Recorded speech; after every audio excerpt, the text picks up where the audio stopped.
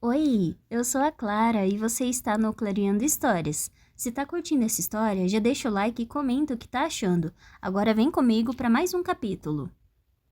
A Serpente e as Asas Feitas de Noite, Parte 2, Lua Cheia, Capítulo 8. Vincent estava exatamente onde havíamos combinado. Me esgueirei para fora do Palácio da Lua pouco antes do amanhecer, esperando por tanto tempo quanto possível, até que os outros competidores voltassem a seus quartos. Depois do banquete, tínhamos começado a explorar com cautela o resto do palácio, onde descobrimos centenas de alojamentos totalmente mobiliados e equipados. Quase todos os competidores tinham reivindicado um conjunto de aposentos para si, alguns sozinhos e outros com um ou mais companheiros em busca de proteção. Já eu preferi ficar na minha estufa. Nenhuma parede ou cadeado me protegia tão bem quanto as janelas de vidro. Além disso, havia algo curioso e reconfortante em como a vegetação me envolvia em seu abraço.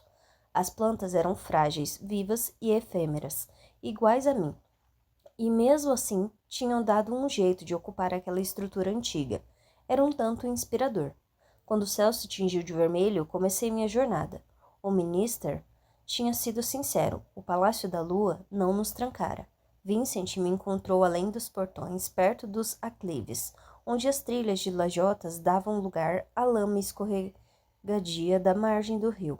Pontes de pedras cruzavam o corpo d'água, levando para a cidade. Vincent havia descrito aquele lugar para mim antes do início do Quejare. É um lugar secreto, dissera ele. Vai ser nosso ponto de encontro. Ali, sobre a sombra da ponte, minha sensação era de estar no limiar entre dois mundos. À minha direita, o palácio se elevava ancestral e agourento. À minha esquerda, Sivrinage se estendia na direção do céu, silhuetada contra a lua quase cheia. Ninguém se importava com o que acontecia ali onde estávamos, naquele canto repleto de sombras que não pertencia a nenhum dos dois lugares. Como Vincent sabia sobre o local? Será que encontrara alguém ali quando competira no próprio Quejari, 200 anos antes? Será que ele também tinha um Vincent, alguém que o havia treinado e guiado, um membro da família que depois meu pai matara em sua ascensão ao poder? Ou outro mentor que o convocara até ali? Mas aquele era o tipo de pergunta que eu não ousaria fazer. Talvez quando me tornasse sua igual, sua coriate.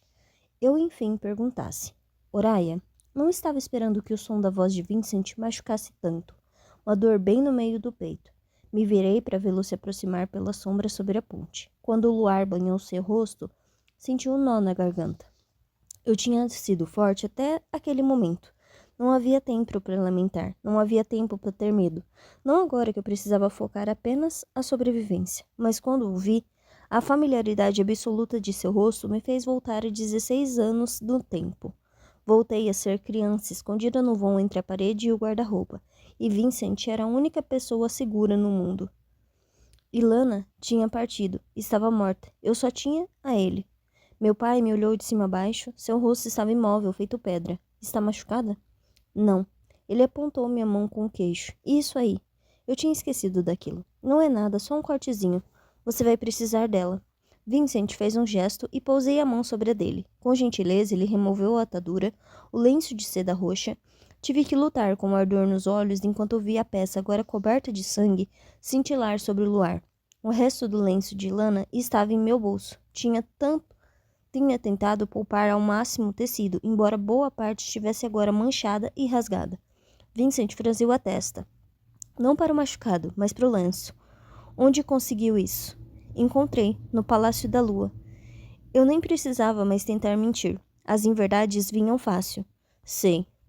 Meu pai pegou uma garrafa do bolso, depois pingou em minha palma algumas gotas de um líquido azul prateado e brilhante. Uma lufada de fumaça se elevou do corte, o som ecoando o chiado que soltei entre dentes, sem choramingar. Não me passou despercebido o toque de afeição naquela provocação. Eu nunca choramingo. E provavelmente também não passou despercebido para ele o leve tom embargado em minha voz. O ferimento agora não passava de uma cicatriz um pouco inchada, rosa bem claro. Ele voltou a envolver o machucado com uma atadura e me estendeu a garrafinha. Cuide bem disso. Não sei quando vou conseguir trazer mais, mas vou tentar. Remédios seguros para uso em humanos eram compreensivelmente algo difícil de encontrar na casa da noite. Vincent precisava comprar aquele tipo de coisa em reinos humanos a sul ou a leste. Eram tão preciosos quanto o ouro, até mais, na verdade.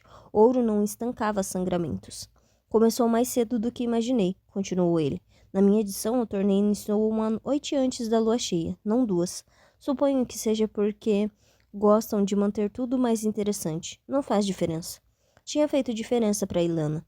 Com mais uma noite, ela teria saído da cidade e já estaria segura, mesmo que contrariada nos assentamentos humanos. Se eu estava deixando o luto transparecer, Vincent não pareceu notar. Ele desprendeu 2 armas embanhadas, presas ao cinto. Tome.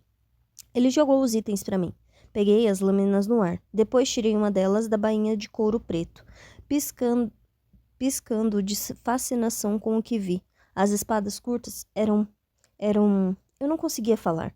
Não conseguia encontrar as palavras. As lâminas eram pequenas e delicadas, feitas para uso conjunto, do jeito que eu gostava. Pesavam pouquíssimo para o tamanho. Se curvavam com elegância, feitas de um aço preto polido, com marcas vermelhas e estampadas na superfície. Longos redemoinhos decorativos de fumaça e pictogramas brutos que formavam um padrão. O punho de prata, com 2 luas crescentes encaixadas na ponta, se acomodou em minha mão, como se esperasse por aquele instante desde meu nascimento. Mesmo assim, parecia errado até mesmo tocar naquelas armas. Elas vão ser úteis, disse Vincent. São leves, têm o tamanho certo. Dei todas as suas medidas para o ferreiro. As peças foram fabricadas especialmente para você. Elas são perfeitas, impressionantes, absurdamente caras, sim, mas não tinha só a ver com o dinheiro. Aquelas armas eram o epítome da arte mortal pela qual os nascidos da noite eram conhecidos, utilizados apenas pelos mais estimados guerreiros da Casa da Noite. Centenas e centenas de horas de trabalho especializado tinham sido necessárias para a elaboração das peças. Séculos de expertise em ferraria e magia. A habilidade de uma civilização inteira, agora aninhada em minhas mãos. Sem dúvida, várias gerações de reis nascidos da noite tinham se revirado no túmulo ao pensar em armas como aquelas, sendo usadas por uma garota humana adotada. Era como se eu estivesse maculando as peças somente por tocá-las. Elas são... Comecei de novo. Elas são suas, disse Vincent, baixinho, como se tivesse escutado tudo o que eu não conseguia dizer em palavras. Reprimi uma onda de emoção. Mãe do céu, Oraia, se controle. E prendi as bainhas ao cinto. Talvez ainda não merecesse os itens, mas um dia mereceria, depois de vencer o torneio. Obrigada, respondi. Vincent olhou de novo para o céu.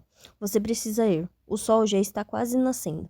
Ele estava certo. A última coisa que eu precisava era ser desqualificada por voltar tarde ao Palácio da Lua. Assenti, mas antes que pudesse me virar, ele me pegou pelo braço, apertando tão forte que as unhas afundaram em minha carne. Não vou falar para tomar cuidado, Oraia.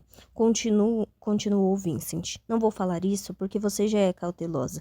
Eu a ensinei a ser resiliente, esperta, rápida, focada, cruel. Você deve ser todas essas coisas agora. Não há espaço para fraqueza ou para erros. Vincent quase não expressava emoções, mas tive um vislumbre, apenas um vislumbre rápido, de um carinho estranho, atravessando os músculos gélidos de sua face. Um semblante que desapareceu antes mesmo que qualquer um de nós pudesse ou quisesse reconhecer sua presença. Eu vou, respondi. Você precisa ser melhor que eles. E assim como Vincent escutara o que não falei, também ouvi suas palavras não ditas, para compensar as coisas que você não é. Não havia espaço para fraquezas no Kejari, mas a minha era diretamente conectada à minha natureza humana. Pisquei e vi o corpo de Lana, destruído com tanta facilidade. Reprimi a onda de náusea, a pontada de dor. Eram fraquezas também. Em vez disso, transformei meu luto em raiva. Fiz com que virasse aço. Eu sei, falei. E sou melhor. Meu pai permaneceu imóvel por um longo instante, depois me soltou. As lâminas estão envenenadas, disse ele. O verniz dura por um tempo. Você pode repor através do punho. Aquilo, eu sabia, era a forma de Vincent dizer que me amava. Ninguém jamais dissera tais palavras para mim. Não que eu pudesse me lembrar, ao menos. Mas ele comunicara a mensagem de milhares de formas ao longo dos anos, quase todas cobertas de morte. Eu amo você. É isso que você precisa fazer para continuar vivo. É isso que você precisa fazer para garantir que ninguém a machuque. Para vampiros, aquele era o maior dos presentes. Assenti, ergui a mão em uma despedida silenciosa e nos separamos, sem mais palavras. Voltei mais em cima da hora do que devia, mas ao menos o palácio estava silencioso quando cheguei. Tentava entender se era alucinação minha ou se a disposição do lugar havia mudado, de novo. Quando virando a esquina, quase trombei com uma parede. Não uma parede, uma pessoa. Reagi rápido, me afastando a passos largos do sujeito antes mesmo de ver quem era. Saquei minhas novas espadas em segundos. Pela mãe, eram muito leves. Quando ergui o olhar, me deparei com os olhos vermelhos, sorvendo minha presença. No banquete, mesmo estando ao lado oposto do salão, eu havia tido a impressão de que aquele homem parecia diferente da maioria dos outros vampiros que eu conhecia. De perto, não restavam dúvidas. Rain tinha traços fortes, de forma quase desagradável, como se cada detalhe fosse meio cheio de personalidade para que fossem combinados daquele modo. O tempo deixava marcas em humanos, mas em vampiros apenas desbastava as imperfeições, deixando-os com uma beleza tão afiada quanto uma lâmina dos nascidos da noite. Mas o rosto daquele homem, de certo, parecia ostentar evidências da vida que vivera. Uma cicatriz marcava sua bochecha esquerda, 2 linhas formando um V de cabeça para baixo. Uma das sobrancelhas parecia um pouco mais alta que a outra. Ele usava o cabelo solto em cachos rebeldes. O olhar penetrante se moveu casualmente para percorrer meu corpo, depois focou as lâminas erguidas e prontas para atacar. Sua sobrancelha esquerda, a que parecia mais ou menos erguida de forma permanente, se levantou ainda mais. São novas? Graças à mãe você não estava com elas noite passada. Eu estaria sem perna uma hora dessas. Saia do meu caminho. Onde você estava?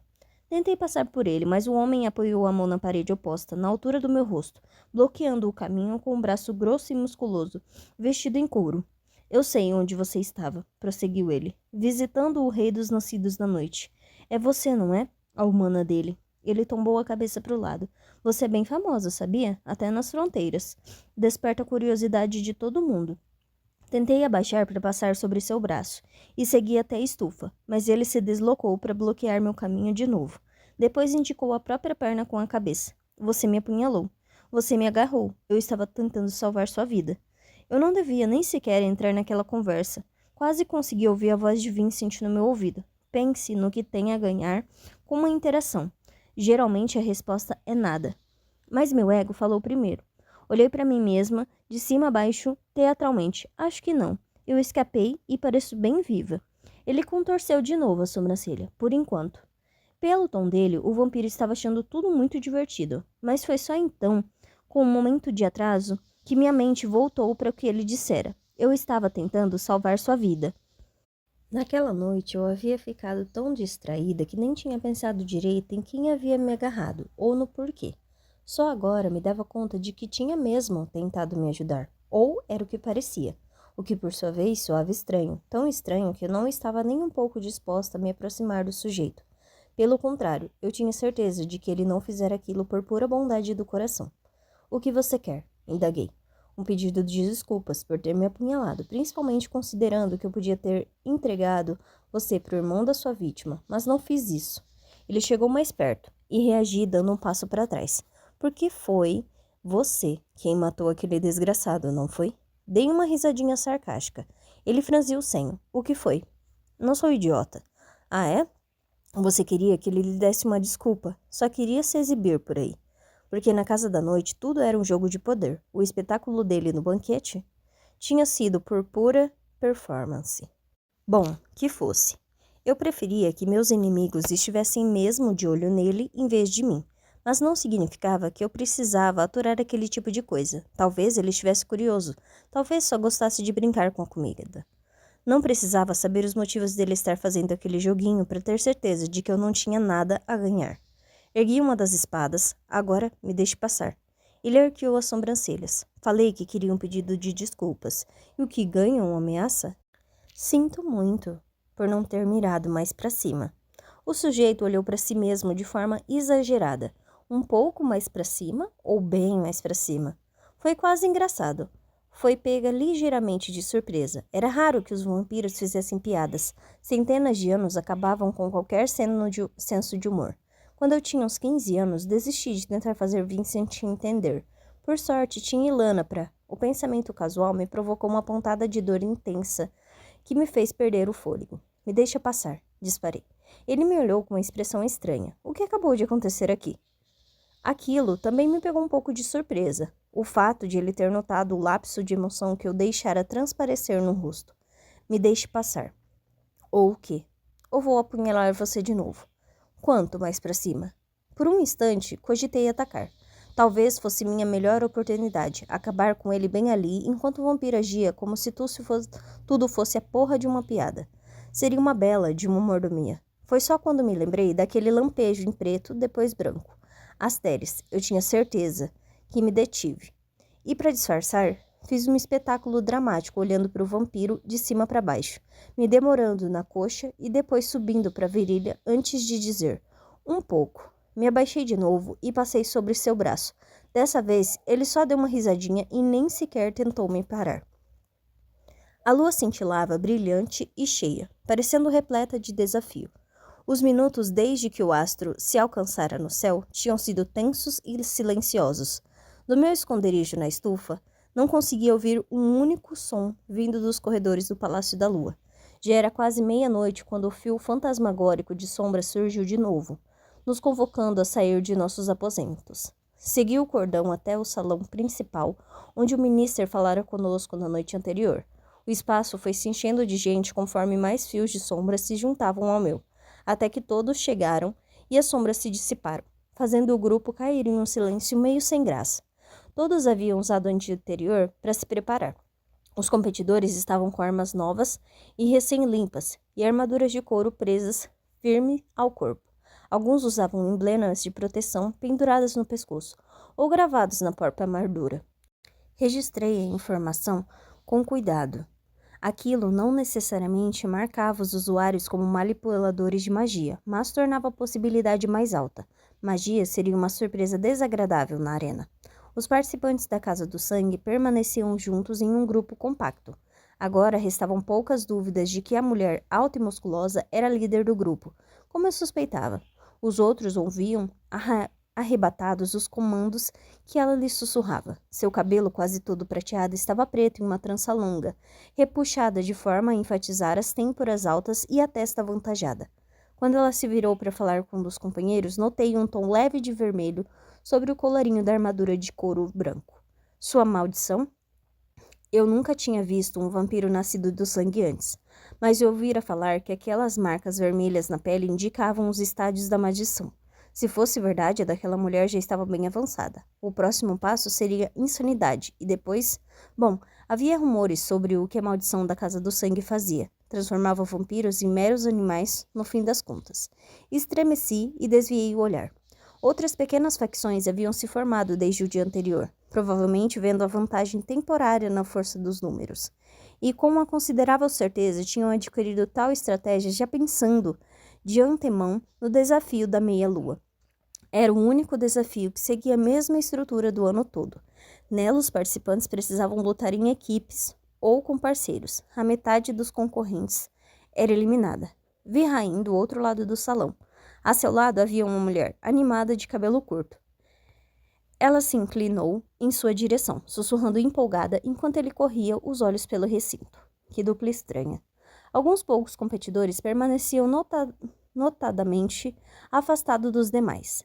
Eu, vários vampiros da Casa da Sombra, conhecida pela ferrenha independência de seus membros, e Ibrahim, que foi o último a chegar ao salão principal, mancando de forma visível, com o pé deficiente. O Kejari não era lugar para pena, mas foi o que senti mesmo assim quando o vi cambalear cômodo adentro. Sabia, melhor do que ninguém, que não era sábio subestimar oponentes, mas era difícil imaginar qualquer versão dos eventos vindouros que não terminasse com a morte de Ibrahim. Os minutos se passaram. Aguardamos em um silêncio tenso. Desembainhei as espadas, ajustando a pegada nos punhos. Eu tinha analisado cada um dos 20 quejares anteriores. E refletira muito e por muito tempo sobre qual podia ser o desafio. A primeira prova geralmente representava a partida de Niáxia de seu lar no Panteão Branco. Ela havia se aventurado muito além das fronteiras de sua terra e fora atacada por feras durante o trajeto ao longo da madrugada. As bestas haviam perseguido a deusa por quilômetros, e em pânico, ela ficara cada vez mais perdida. Às vezes, o desafio envolvia cegar os competidores, como acontecera com Niáxia durante seu ataque. Às vezes, exigia que os participantes corressem e lutassem em terreno traiçoeiro. Mas na maioria das vezes, feras estavam envolvidas, às vezes muitas, às vezes uma. O longo silêncio foi dando lugar a sussurros desconfortáveis de confusão. Depois de um tempo, um dos competidores de Raj perguntou o que todos se questionavam. E aí? A gente deve... Mas o Palácio da Lua simplesmente desapareceu.